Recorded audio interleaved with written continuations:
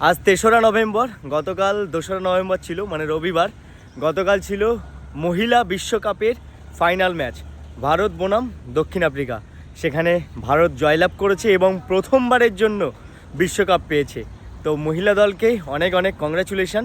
এখন দেখতে পাই অনেকেই পাপা কি পারি হয়ে যায়, পাপা কি পারি হয়ে সোশ্যাল মিডিয়াতে পোঙা নাচিয়ে, শরীর দেখিয়ে রিলস বানায়, ফলোয়ার্স গেইন করে। তো আমি তাদেরকে বলবো, এই যে পোঙা নাচিয়ে, শরীর দেখিয়ে রিলস না বানিয়ে একটু ইন্ডিয়া কি পারি হও, দেশ কি পারি হও, দেশের জন্য কিছু করো, দেশের জন্য কিছু অর্জন করো। তখন এমনি ফলোয়ার্স বাড়বে, এমনি তোমার নাম খ্যাতি সুনাম ছড়াবে। এইভাবে অর্ধনগ্ন হয়ে পোঙা নাচিয়ে সোশ্যাল মিডিয়াতে নিজেকে ফেমাস করার জন্য মানে নিজের ইজ্জতটা পুরো জলে ডুবিয়ে দিচ্ছ, এসব করার কোনো মানেই হয় না। আর একজন মহিলা, মানে পশ্চিমবঙ্গের বিখ্যাত মহিলা, তিনিও বলেছিলেন যে রাত্রিবেলায় মেয়েদেরকে বাড়ির বাইরে বেরোতে না, মানে রাত 10টার পরে হয়তো এরকম কিছু একটা বলেছিল। তো আমি ওনাকেও বলতে চাই, আমি ওনার নাম নেব না, নাম নিলে আমার জীবনটাই থাকবে না, চাকরি তো দূরের কথা। তো এই যে ভারতীয় নারীরা রাত্রিবেলায় সাউথ আফ্রিকাকে হারিয়ে ব্যাটে বলের মাধ্যমে বিশ্বকাপ জয় করে আমাদের দেশের নাম অর্জন করেছে, এই দেশের নামটা মানে বিশ্বের চারিপাশে ছড়িয়ে দিয়েছে।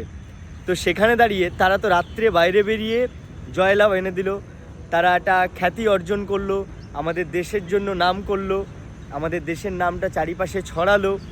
তো সেখানে দাঁড়িয়ে রাত্রে বাইরে বেরোতে পারবে না নারীরা, এই সমস্ত ভুলভাল কথাবার্তা আপনার মাথা থেকে কি করে বেরোয়? যাই হোক, ওনাকে নিয়ে আর কিছু বলা যাবে না।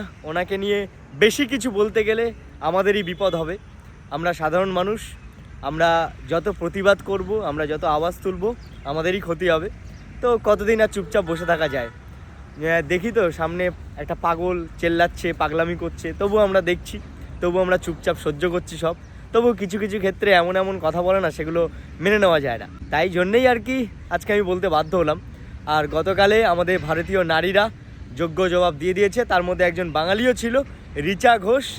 আমাদের দিদি হোক, বোন হোক, আমাদের বাড়ির মেয়ে, আমাদের দেশের সন্তান, রাজ্যের সন্তান, বাংলার সন্তান, সেও কিন্তু আমাদের নাম উজ্জ্বল করেছে। তাই পাপা কি পরি না হয়ে দেশ কি পারি হও, দেশের জন্য কিছু করো, এমনি ফলোয়ার্স গেইন হবে, এমনি তুমি ফেমাস হয়ে যাবে, এমনি তোমাকে সবাই ভালোবাসবে। ওই সোশ্যাল মিডিয়াতে অর্ধনগ্ন হয়ে পোঙা নাচিয়ে রিলস বানিয়ে কোনো কিছু হবে না। আর ওনাকে কি বলবো, ছাড়ো।